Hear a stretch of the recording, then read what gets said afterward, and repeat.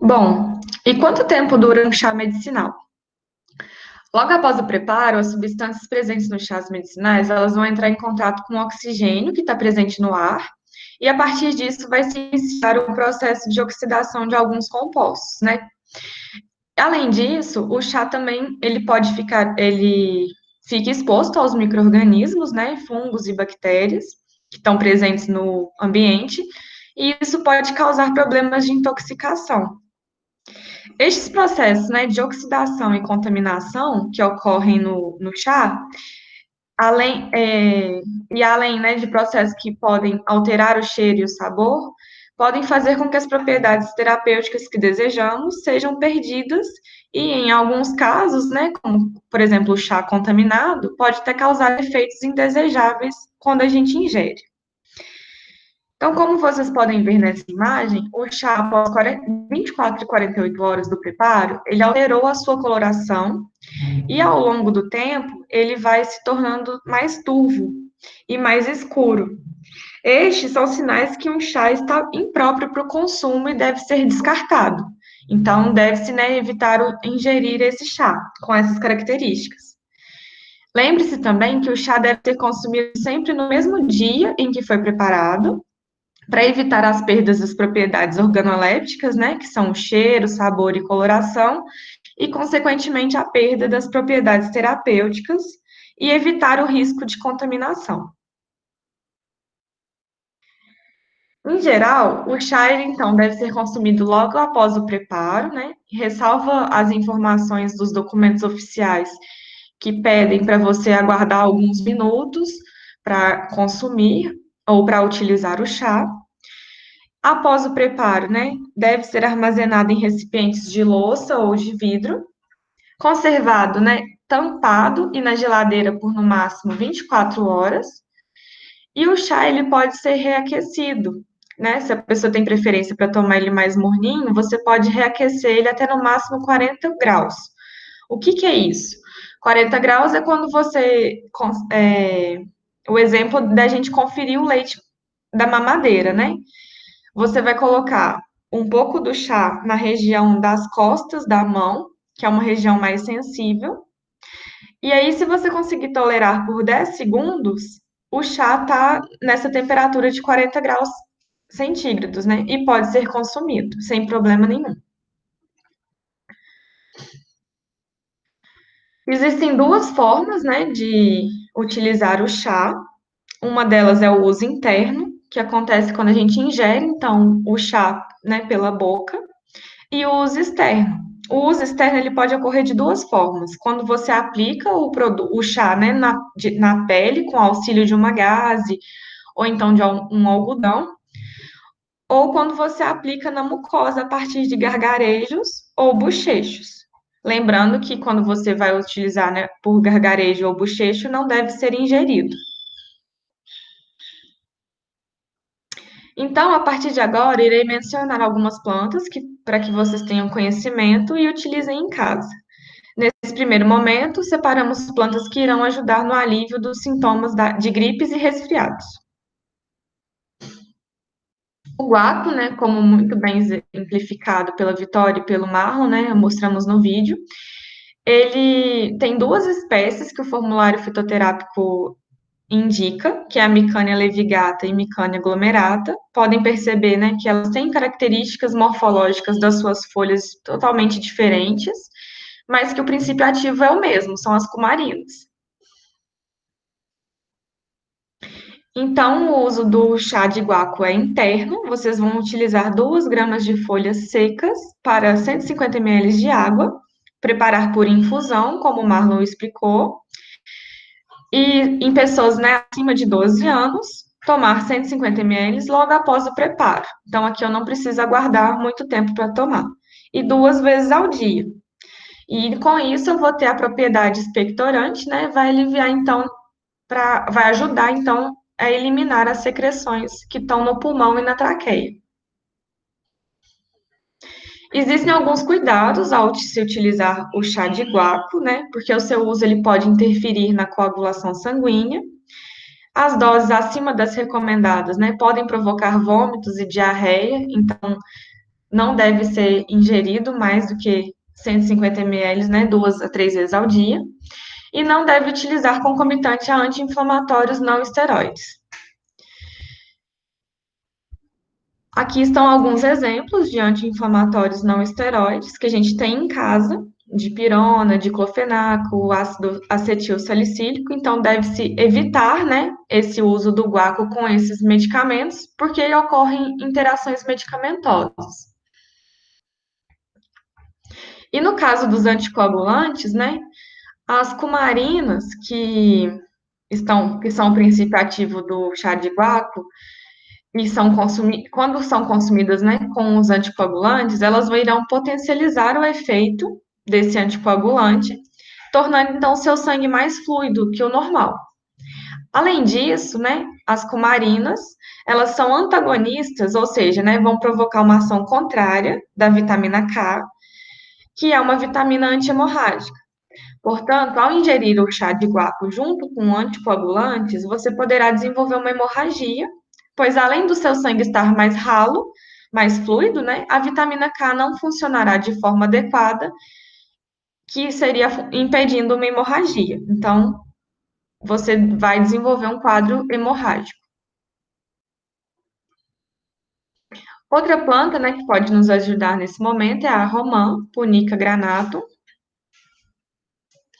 As partes utilizadas são as cascas do fruto, e por ser uma casca muito dura, né, a gente vai preparar por decocção. O uso, nesse caso, é um uso externo, a partir, né, de gargarejos e bochechos. E vocês vão utilizar 6 gramas de casca das cascas do fruto seca para 150 ml de água. Então, fazer esse bochecho, né, 2 a 3 vezes ao dia, e vai te ajudar nos sintomas inflamatórios, né, e como antisséptico na cavidade oral, vai ajudar na eliminação, então, dos micro-organismos que podem estar provocando a inflamação. Alguns cuidados, né? Não deve-se engolir o produto após o bochecho ou gargarejo, então evitar, né, ingerir. Outra planta é a bardana, a Artium lapa. As partes utilizadas, né, são as raízes, como vimos no vídeo. Pode utilizar tanto internamente quanto externamente. E a quantidade, né, 2,5 gramas de raízes secas para 150 ml de água. Preparo por decocção, como a gente viu. Utilizar, né, acima de 12 anos e tomar 150 ml de 2 a 3 vezes ao dia, no caso do uso interno, e para o uso externo eu vou aplicar esse chá com o auxílio de uma compressa diretamente na pele. E como que esse chá vai ajudar, né? Como anti-inflamatório nas dores articulares, dermatites e como antisséptico e ajudar também com distúrbios gastrointestinais. Alguns cuidados também devem ser observados, né, ao utilizar a bardana, porque doses excessivas podem interferir na terapia com hipoglicemiantes, então pessoas que utilizam, né, medicamentos para reduzir o açúcar no sangue, né, os níveis de glicemia, devem evitar, e evitar também durante a gravidez e a lactação. O gengibre, Zingiber officinale, é uma outra planta também que a gente pode utilizar. Nós vamos utilizar os rizomas e o uso é interno. E a quantidade é de 0,5 a 1 grama de rizomas secos para 150 ml de água. E o preparo é por infusão. Neste caso, apesar do rizoma, né, do gengibre ser um material duro, a gente utiliza a infusão porque o princípio ativo está presente no óleo essencial.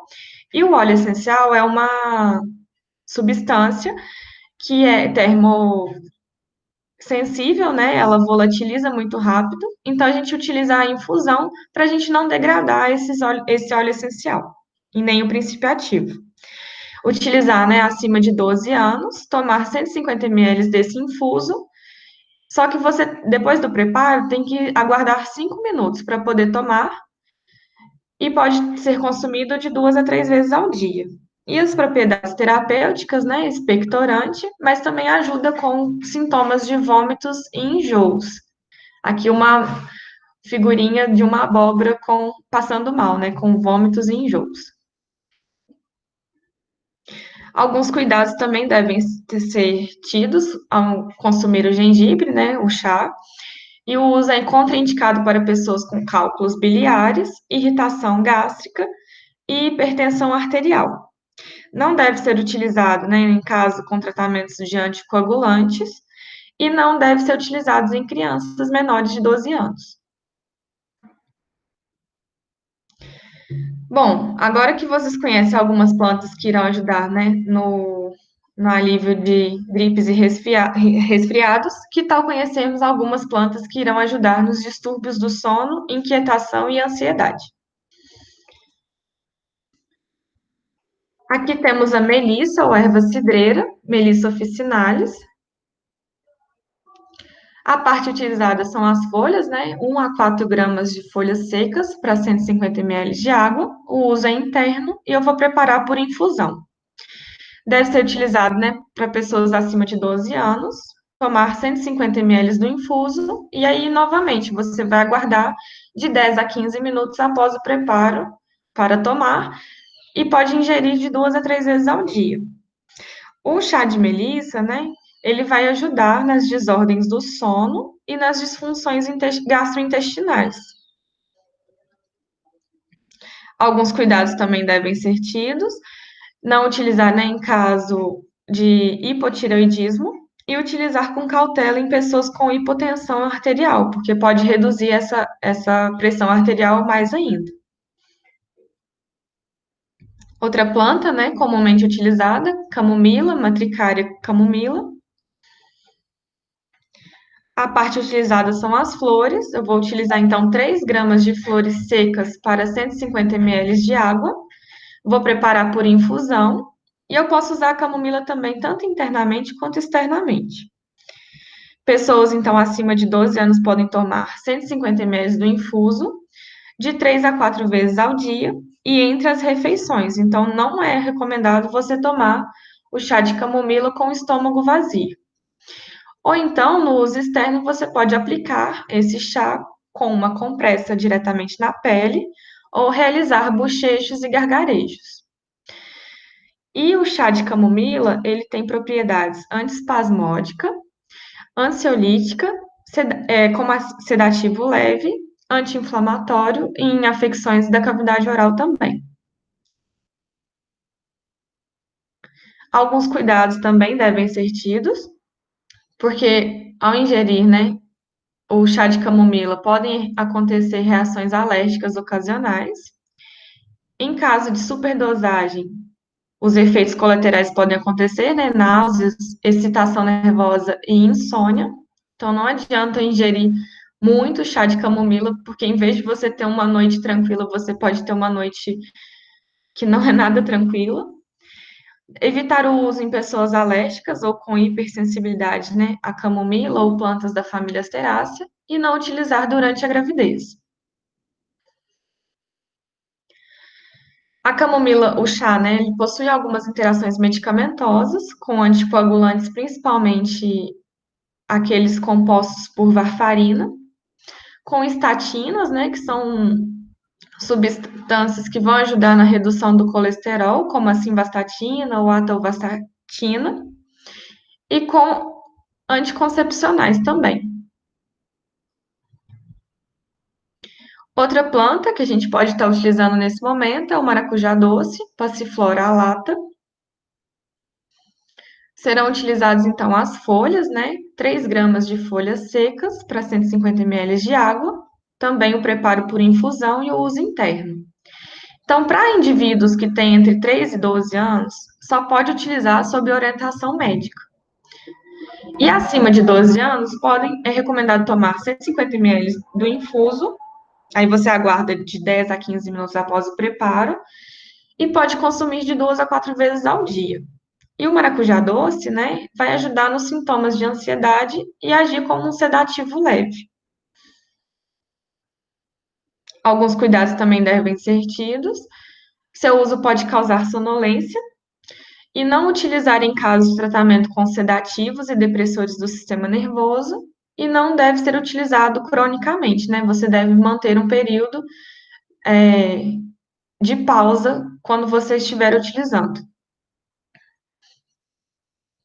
Então, as interações medicamentosas, né, com sedativos e depressores do sistema nervoso. Os depressores, né, como o álcool, por exemplo, então deve ser evitado o consumo de álcool quando você está fazendo o uso do chá. Evitar ansiolíticos também, né, que, como o diazepam, o alprazolam e o clonazepam. Os barbitúricos, como o fenilbarbital e outros medicamentos, né, que têm essa terminologia barbital. E evitar também utilizar junto com opiáceos, como o fosfato de codeína e o sulfato de morfina. Então, né, recapitulando, você deve sempre ter cuidado na escolha e obtenção das plantas. Então, se informe sobre qual parte do vegetal que está o princípio ativo, saiba a procedência do material e do estabelecimento que você está adquirindo o produto. Tenha atenção durante o preparo e o uso do chá. Escolha o processo ideal, né, para o preparo. E se atente a todos os detalhes, tipo de panela, se o preparo é por decocção ou infusão, se o uso é interno ou externo, e as possíveis alterações medicamentosas que podem acontecer. Lembre-se que os chás, né, de forma isolada, eles não vão fazer milagre, como assim como qualquer alimento ou suplemento, né, que de forma isolada, mas eles vão atuar em conjunto com fatores que irão contribuir muito para o equilíbrio da nossa saúde. Dessa forma, né, ao combinar o uso de chás com diferentes hábitos saudáveis, né, alimentação equilibrada, quando a gente opta por alimentos naturais e evita, né, o uso de alimentos processados, a prática de atividade física regular e uma boa manutenção do sono, além de atender às necessidades, né, nutricionais, irão proporcionar a saúde e o bem-estar. Procure informações nos documentos oficiais disponíveis no site da Anvisa. Todos vocês que estão aqui no curso e qualquer pessoa tem acesso aos documentos oficiais. Lá vocês poderão encontrar documentos, né, como a Farmacopeia Brasileira, o Formulário Fitoterápico e o Memento Fitoterápico, bem como as legislações vigentes no Brasil, que vão regulamentar, né, tanto os medicamentos alopáticos, que são aqueles medicamentos sintéticos, quanto os medicamentos fitoterápicos e insumos farmacêuticos. Faça em casa, né, e aproveite todos os benefícios do chá. Como dissemos, os chás podem trazer diversos benefícios, principalmente se forem preparados e conservados de forma adequada, e use com responsabilidade. E sempre que possível, né, sob orientação de profissionais capacitados. Evite misturar muitas plantas, né, no mesmo chá. Como vimos, né, elas possuem diversas substâncias que podem interagir entre si e causar, em vez de um efeito, né, terapêutico, um efeito indesejado e até mesmo uma intoxicação. Se você faz acompanhamento médico, avise o seu médico que você usa plantas medicinais ou faz o uso de chás, porque o tratamento pode não estar funcionando, porque pode estar ocorrendo uma interação medicamentosa. E além dos médicos, outros profissionais como nutricionistas, cirurgiões dentistas, médicos veterinários e farmacêuticos estão habilitados a prescrever os fitoterápicos. Já profissionais terapeutas, acupunturistas e naturólogos são habilitados a recomendar e sugerir o uso de fitoterápicos e plantas medicinais. Então, sendo proibido para eles, né, a recomendação de produtos cuja legislação exige a prescrição médica. Muito obrigada pela atenção. Gostaríamos também de agradecer aos membros do Núcleo NEMAC NEPROM pelo empenho durante o preparo deste curso e aos professores José Eduardo e Susan por nos orientarem e auxiliarem nessa realização. Gostaríamos também de agradecer ao Departamento de Agricultura e à Universidade Federal de Lavras pelo apoio.